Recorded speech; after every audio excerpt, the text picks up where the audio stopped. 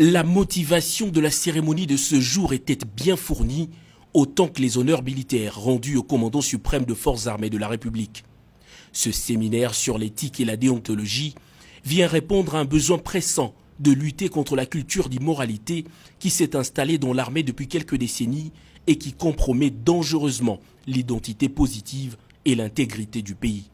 Former les commandants pour qu'ils deviennent des modèles pour les hommes de troupe, c'est l'objectif que poursuit ce séminaire qui réunit tous les officiers militaires à renseigner le chef d'état-major général de forces armées de la République qui en appelle à une participation active.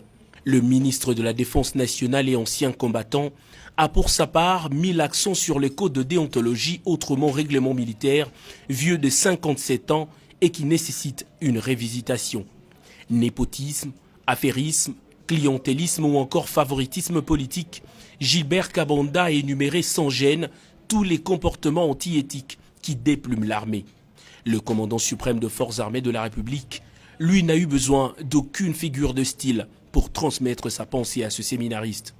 Il y a eu des informations qui me sont parvenues qui font état de combines entre certains officiers de nos forces armées et certains groupes armés. Des combines visant à se mettre ensemble pour combattre les M23. Je ne crois pas que ce soit la manière de faire pour combattre les M23.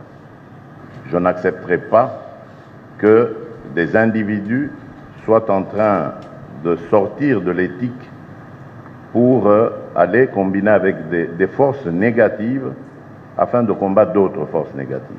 Ce séminaire est l'une ou sinon la dernière opportunité pour les officiers qui piétinent l'éthique et la déontologie militaire de reprendre le bon chemin, a martelé le chef de l'État, Félix-Antoine Tshisekedi Tshilombo.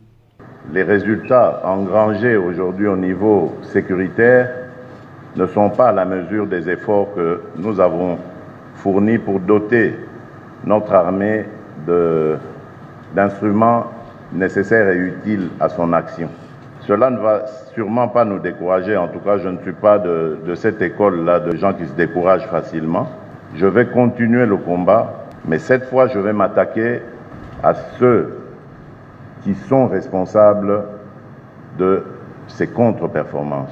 Maîtriser les notions fondamentales d'éthique militaire et les règles déontologiques, être capable d'influencer positivement son environnement, réintégrer dans son comportement les règles de conduite vis-à-vis de la population et des institutions de la République, les attentes de ce séminaire sont vitales pour l'avenir de l'armée nationale.